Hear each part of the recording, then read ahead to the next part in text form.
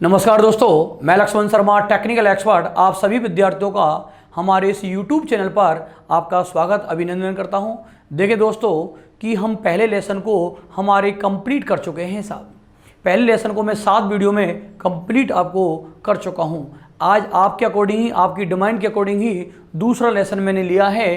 तो दूसरा जो लेसन लिया है वो है आपका डीसी परिपथ। वेरी इंपॉर्टेंट लेसन है, बहुत अच्छा है, एक बेसिक है, क्योंकि आपने प्रारंभ में विद्युत के बाद में डीसी परिपथ लेसन नंबर हमारा सेकंड है। दूसरा लेसन अपन ले रहे हैं डीसी परिपथ का लेसन नंबर दूसरा। तो विद्यार्थियों आते हैं हमारे लेसन पर ही आते हैं। सबसे पहले हम बात करते हैं केवल एक परिपथ, एक छोटी सी परिभाषा, पीछे वर्ड लगा हुआ है कि परिपथ। तो सबसे पहले तो हम ये जाने कि परिपथ कैसे कहेंगे। परिपथ बनेगा किससे बनेगा? डीसी से। ये तो हम डीसी के बारे में पहले लेसन में हम बहुत अच्छी तरह से जान चुके हैं, एसी डीसी हमारी क्या है। लेकिन यहाँ परिपथ लिखा हुआ है, इस परिपथ की छोटी सी परिभाषा लगाएंगे। एक ऐसा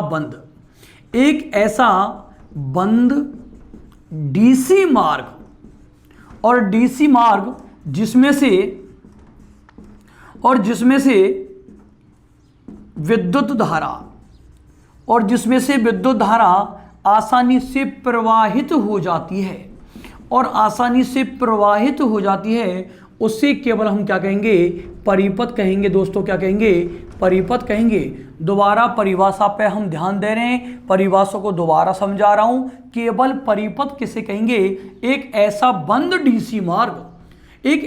डीसी मार्ग जिसमें से विद्युत धारा आसानी से प्रवाहित हो जाती है, उसे केवल क्या कह रहे हैं? एक परिपथ कह रहे हैं। दोस्तों क्या कह रहे हैं? परिपथ। अब बात आ जाती है, आपने एक परिपथ कर लिया, परिपथ भी कौन सा है? डीसी परिपथ है। अब इस डीसी परिपथ के निर्माण करने के लिए कुछ चीजों की हमें पड़ेगी आवश्यकता।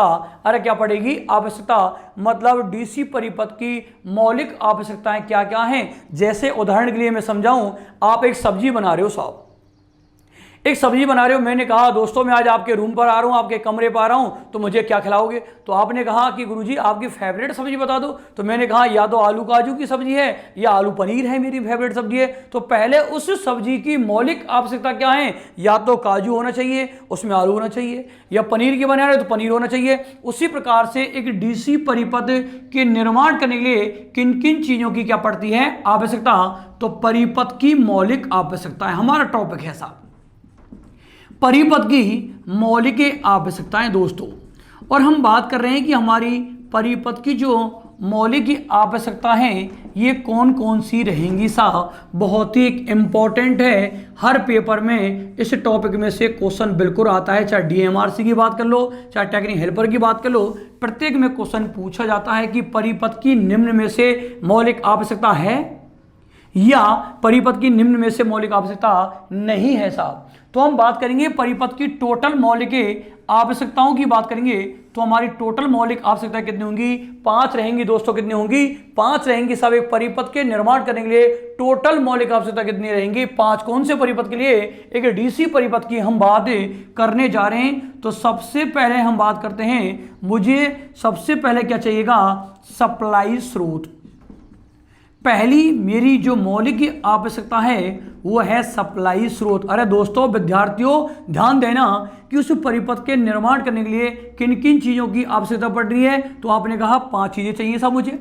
5 चीज़ों में पहले क्या कहा आपने? सप्लाई स्रोत। और सप्लाई स्रोत में हमने उदाहरण दिया कि या तो हमारे पास में सेल हो या कौन हो? बैटरी हो। अरे कौन हो? सेल और बैटरी के माध्यम से हमारी साहब उसे परिपथ की मौलिक आवश्यकता को हम क्या करेंगे? पूरा करेंगे। तो पहली सप्लाई स्रोत कहाँ देंगे? उदाहरण सेल और बैटरी साहब। उसके बाद में कहा चालक सप्लाई या चालक तार।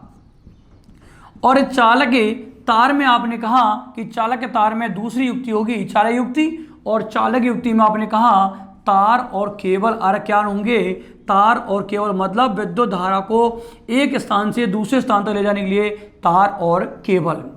तीसरी मौलिक आवश्यकता होगी एक सुरक्षा युक्ति। अरे दोस्तों उस परिपथ की तीसरी होगी सुरक्षा एक युक्ति।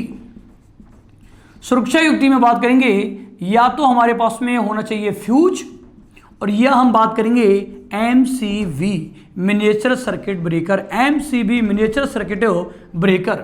उसकी चौथी मौलिक आवश्यकता होगी नियंत्रण युक्ति। चौथी उसकी मौलिक आवश्यकता होगी नियंत्रण युक्ति। नियंत्रण युक्ति में उदाहरण देंगे आपके पास में एक होता है, साहब आपको पता है, स्विच। अरे कौन होता है? स्विच। यदि हम नियंत्रण युक्ति की बात कर रहे हैं तो हम बात करेंगे स्विच। उसके बाद में 5वें नंबर की बात कर रहे हो आप, उपभोक्ता युक्ति। अरे 5वें नंबर की हम बात कर रहे हैं उपभोक्ता युक्ति। हमारी 5वीं जो मौलिक आवश्यकता है वो उपभोक्ता युक्ति है। जैसे आपने कहा हमारे पास में बल्ब है, आपने कहा हीटर है, फैन है, ये सारी की सारी हमारी उपभोक्ता युक्तियों के अंदर आएंगी साहब। तो हमारे एक परिपथ के निर्माण करने के लिए टोटल जो मौलिक आवश्यकता है वो हमारी टोटल कितनी होंगी दोस्तों? 5। अरे कितनी होंगी? 5। नंबर 1 में कहा सप्लाई स्रोत, नंबर 2 में चालक युक्ति, अरे क्या कहेंगे?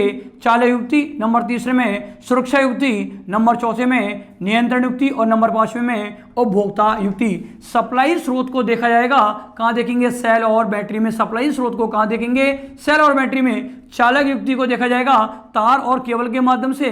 सुरक्षा युक्ति को देखा जाएगा फ्यूज या एमसीबी, फ्यूज या एमसीबी। नियंत्रण युक्ति स्विच और उपभोक्ता युक्ति आएगा बल्ब, हीटर, फैन आदि। तो ये प्रत्येक परिपथ का जब आप निर्माण करोगे, डीसी परिपथ का निर्माण करोगे, तो वहां पर मौलिक आवश्यकता कितनी पड़ेंगी? 5 मौलिक आवश्यकताओं की आवश्यकता पड़ेगी। मतलब क्वेश्चन बनेगा, इनमें से 101% क्वेश्चन बनता है कि निम्न में से परिपथ की मौलिक आवश्यकता है, तो आपकी 5। इसके अलावा जो भी आती है वो परिपथ की मौलिक आवश्यकता नहीं है, या इनमें से क्वेश्चन पूछता है। ये आपका इसरो का एग्जाम था, सप्लाई स्रोत को देखा जाता है तो वहां ऑप्शन में डाला हुआ था इन्होंने बैटरी। अरे क्या डाला? बैटरी। अब बात करें तो ये रही आपकी परिपथ की मौलिक आवश्यकताएं।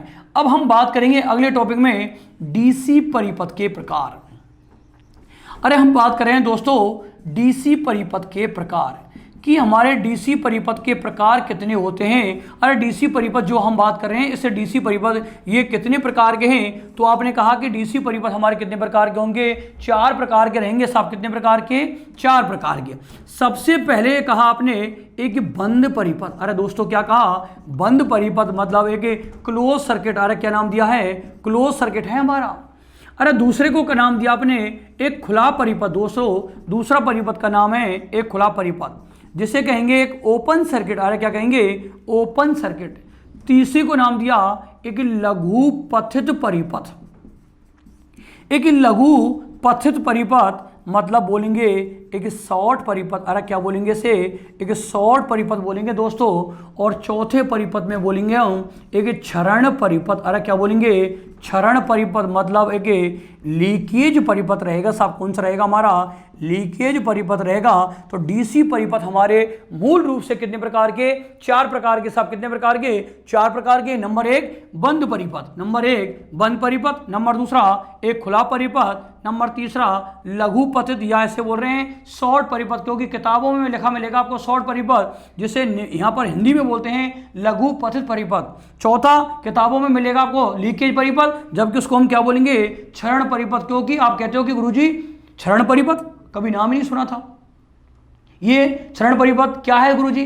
तो ये टिपिकल जो वर्ड हैं इनको भी साथ साथ में हमें लेके चलना पड़ेगा, क्योंकि एग्जाम जो आपका हार्ड कहते हैं ना कि एग्जाम हार्ड आया, वो हार्ड एग्जाम नहीं है, बस उसकी लैंग्वेज को उन्होंने चेंज कर दिया। लैंग्वेज को चेंज कर ही पेपर को हार्ड कर दिया जाता है, बस केवल बाकी की वो चीज वही होती है। मैंने क्षरण बोला तो वो पेपर हार्ड हो गया, यदि उसे लीकेज बोलता तो वो आसान हो जाता। मैं शॉर्ट बोलता आसान था, लघु पथित बोल दिया तो हार्ड हो गया। बस केवल इन्हीं चीज़ों पर आपको ध्यान देना है। इन चीज़ों को आपने ध्यान दे लिया तो बहुत आसान हो जाएगा टेक्निकल को निकालना दोस्तों, क्योंकि नियमित वर्ड को और हमें आसानी से ध्यान रखना है, उनको और याद करना है साथ साथ में। तो ये था आपके डीसी परिपथ के 4 प्रकार हमारे।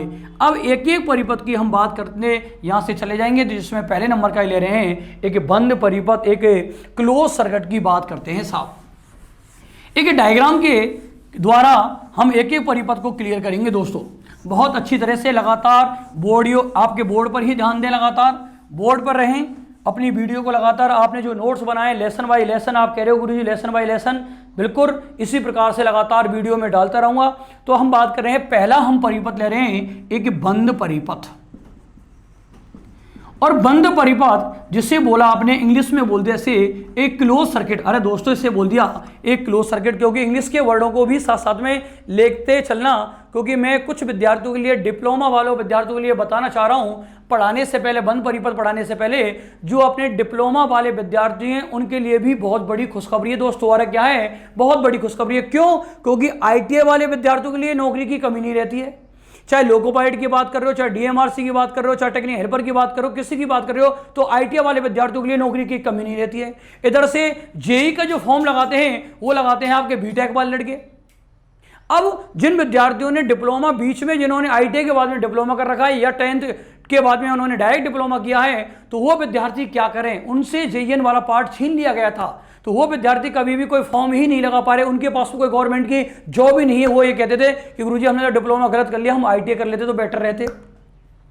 लेकिन अब की बार जो टेक्निकल हेल्पर जो वैकेंसी आ रही है या टेक्निकल की जो भर्ती आ रही है, 9000 पद आ रहे हैं। उस 9000 पदों में से 2000 पद तो आपके JEE AEN के हैं दोस्तों।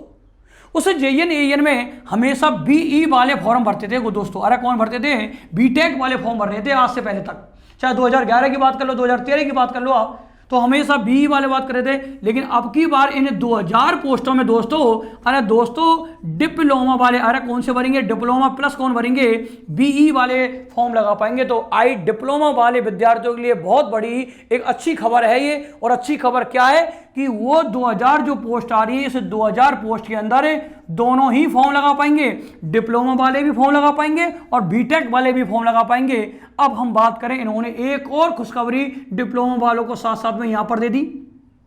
क्या दे दिया कि परीक्षा का जो पैटर्न है, एग्जाम का जो पैटर्न रखा जाएगा, ना कि BE के अकॉर्डिंग नहीं रखा जाएगा। अरे किसके अकॉर्डिंग रखा जाएगा? डिप्लोमा वालों विद्यार्थियों के अकॉर्डिंग ही रखा जाएगा, क्योंकि डिप्लोमा करने के बाद ही क्या की जाती है? BTech। अरे BTech वालों विद्यार्थियों ने तो पहले से ये परीक्षा पैटर्न तो पढ़ रखा है। अरे उन्होंने तो ये परीक्षा पैटर्न पहले से ऑलरेडी पढ़ रखा है, तो इसलिए, जबकि डिप्लोमा वालों ने BE वाला नहीं पढ़ रखा, तो इसलिए पैटर्न जो एग्जाम का रखा जाएगा वो क्या रखा जाएगा? डिप्लोमा वाले विद्यार्थियों के अकॉर्डिंग परीक्षा का पैटर्न रखा जाएगा। तो मेरी क्लास उन विद्यार्थियों के लिए मैं बार बार मैं कह रहा हूं, बिल्कुल इलेक्ट्रिकल जो आपको कंप्लीट पढ़ाऊंगा, कभी आपने पढ़ा नहीं होगी, कभी क्लास ली नहीं होगी, रेगुलर आपने क्लास नहीं ली होगी, तो मैं आपके लिए कंप्लीट एक बैच यहां पर और लेके आऊंगा, जो JEE के लिए स्पेशल भी लेके आऊंगा। कितना डीपली जाते हो, डीपली कंप्लीट लेके जाऊंगा। डीपली कितना क्वेश्चन पूछता है, कहां से क्वेश्चन पूछेगा, पूछ क्वेश्चन हमसे। उस परीक्षा का पैटर्न क्या रखा जाता है, क्या पढ़ना क्या नहीं पढ़ना, वो चीज हमें एक रणनीति तैयार की जाएगी दोस्तों में। तो मतलब कुछ हटके दोस्तों, लोगों से हटके हमें तैयारी करनी पड़ेगी हमें, तभी हमारा सिलेक्शन हो पाएगा। क्योंकि 2000 पोस्टों में आपको पता है डिप्लोमा प्लस BTech वाले विद्यार्थी फॉर्म लगाएंगे तो भर्ती 2000 तो कम है। इसलिए हमें कुछ तैयारी करनी पड़ेगी, अलग से तैयारी करनी पड़ेगी दोस्तों। तो इसलिए लगातार सारी क्लासों को मैं यहां पर आपका एक स्टैंडर्ड तैयार कर दूंगा दोस्तों, स्टैंडर्ड तैयार कर दूंगा। टेक्निकल में आप खड़े हो जाएगी, आपकी नींव को भर दूंगा सब आपको, मतलब आप खड़े हो जाओगे, फिर आपकी मंजिल तो, चाहे आप उससे नींव यदि मजबूत है तो उसके ऊपर नींव तो आप नींव मजबूत हो गई, तो उसके बाद में तो उस पर कितनी भी मंजिल तैयार कर दो, कोई दिक्कत नहीं आएगी दोस्तों। तो लगातार हम चल रहे हैं हमारी वीडियो में, तो मैं चल रहा हूं आगे। बात करते हैं एक बंद परिपथ की बात कर रहे हैं दोस्तों। ये इंफॉर्मेशन मैं आपको हर वीडियो में समय समय पर देता रहूंगा, हर एक आपको जगाता रहूंगा। जो विद्यार्थी सो रहे हैं उनको मैं जगाता रहूंगा। चले हम बात कर रहे हैं हमारे एक बंद परिपथ की, विद डायग्राम के साथ में हम बात करते हैं बंद परिपथ क्या रहेंगे। देखिए सबसे पहले मैंने क्या कहा कि किसी भी परिपथ का निर्माण करो, उस परिपथ की मौलिक आवश्यकताएं कितनी है? 5। अरे कितनी है? 5 है हमारी। पहली परिपथ की मौलिक आवश्यकता में कहा गुरुजी सप्लाई स्रोत, और सप्लाई स्रोत में मैंने उदाहरण दिए सेल और बैटरी, सेल और बैटरी, सेल और बैटरी, सेल और बैटरी, जिसमें मैंने बैटरी ले ली। जो बैटरी ली है उस बैटरी के अंदर 2 प्लेटें होती हैं दोस्तों। एक बैटरी के अंदर कितनी प्लेट होती है? 2। एक बड़ी प्लेट होती है, एक छोटी प्लेट होती है। एक बड़ी प्लेट और एक छोटी प्लेट, बड़ी प्लेट और छोटी प्लेट, बड़ी प्लेट और एक छोटी प्लेट। दोस्तों यदि मुझे बैटरी का निर्माण करना है तो मैंने कहा सेलों के समूह को ही क्या कहता है? बैटरी। जो सेल है, एक सेल के अंदर एक बड़ी प्लेट और एक छोटी प्लेट। तो बड़ी जो होती है मेरा पॉजिटिव होता है और छोटा मेरा नेगेटिव होता है, मतलब एक बनने वाला एनोड होता है, बनने वाला कैथोड होता है। दोस्तों जब बैटरी पढ़ाऊंगा, सेल बैटरी पढ़ाऊंगा तब बताऊंगा इन बातों को। तो लेकिन अभी तो हमने बात की कि परिपथ की मौलिक आवश्यकताएं हमने लेनी पड़ेंगी, कितनी है? 5। जिसमें पहली ले रहा हूं मैं सप्लाई स्रोत, और सप्लाई स्रोत में मैंने ले ली साहब एक बैटरी। ये तो मेरी पहली उसकी मौलिक आवश्यकता हो गई बैटरी। उसके बाद में कहा चालक युक्ति, जिसमें तार और केबल। इस परिपथ में जितना भी तार लगाओगे वो आपकी दूसरी मौलिक आवश्यकता हो जाएगी।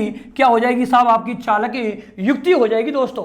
उसके बाद में कहा उस परिपथ के निर्माण करने के लिए तीसरी मौलिक आवश्यकता की गया, आपने कहा कि मुझे चाहिए सुरक्षा युक्ति। क्या चाहिए? सुरक्षा युक्ति, जिसमें क्या कहा था मैंने? फ्यूज या एमसीबी, फ्यूज या एमसीबी, मिनिएचर सर्किट ब्रेकर। एक हमने यहां पर इसके श्रेणी क्रम में लगा दिया, फ्यूज लगा दिया दोस्तों। मैंने कहा कि साहब मैंने अगली मेरी मौलिक आवश्यकता ले ली, एक फ्यूज लगा दिया साहब। अरे उसके बाद में कहा इसकी चौथी मौलिक आवश्यकता में कहा आपने हमें ले लिया एक नियंत्रण युक्ति, और नियंत्रण युक्ति में आपने कहा उदाहरण है हमारे पास में, कौन लेना पड़ेगा? एक स्विच लेना पड़ेगा दोस्तों। कौन लेना पड़ेगा? स्विच। उसके बाद में पांचवी आपने कहा उस परिपथ की मौलिक आवश्यकता हमारी रहेगी एक उपभोक्ता युक्ति। तो उपभोक्ता युक्ति में मैंने उदाहरण बहुत सारे लिखे, चाहे बल्ब लो, चाहे पंखा लो, फैन लो, हीटर लो, तो मैंने यहाँ एक बल्ब लगा दिया। अरे क्या लगा दिया? एक बल्ब लगा दिया दोस्तों, और परिपथ को कंप्लीट कर दिया। तो ये मेरा रहा बल्ब, और बल्ब ये रही उपभोक्ता युक्ति। तो मैंने देखें एक परिपथ का निर्माण करने जा रहा हूं दोस्तों, ध्यान देना, आपको सिखा रहा हूं परिपथ का निर्माण किस प्रकार से हम करते हैं। हम टर्मिनलों को कहां जोड़ते हैं, कौन सा पॉजिटिव से जुड़ेगा, कौन सा नेगेटिव से जुड़ेगा। हमें घर पे भी दिक्कत आती है, तो घर पे भी आपको पंखे के कनेक्शन हमारे कैसे होते हैं, तो ये सारी चीज़ें आपको यहीं सिखा दूंगा, आपको ज़रूरत नहीं पड़ेगी दोस्तों।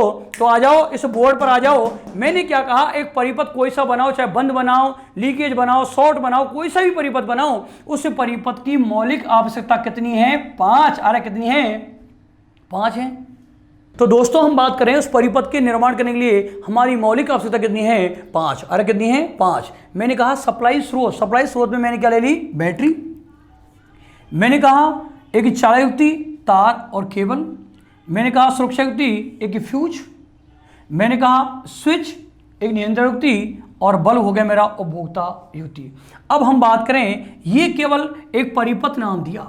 अब हम परिपथ भी कौन सा बनाने जा रहे हैं? एक बंद परिपथ बनाने जा रहे हैं दोस्तों।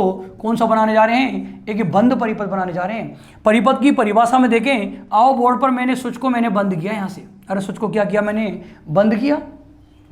परिभाषा क्या दूंगा? एक ऐसा परिपथ जिसमें विद्युत धारा सप्लाई स्रोत से, सप्लाई स्रोत कौन है? बैटरी।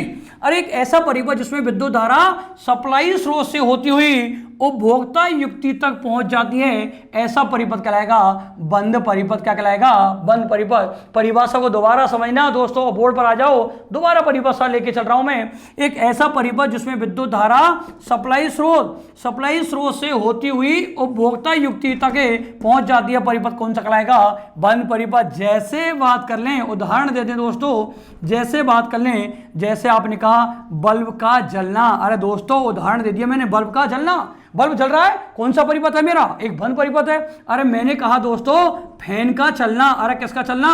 फैन का चलना, पंखा चल रहा है, तो मेरा परिपथ कौन सा रहेगा? एक बंद परिपथ रहेगा। मैंने कहा हीटर का जलना, हीटर का जलना कौन सा परिपथ रहेगा दोस्तों? एक बंद परिपथ रहेगा। एक क्या रहेगा? बंद परिपथ। तो कहानी आपको पहले परिपथ की समझ में आ गई होगी।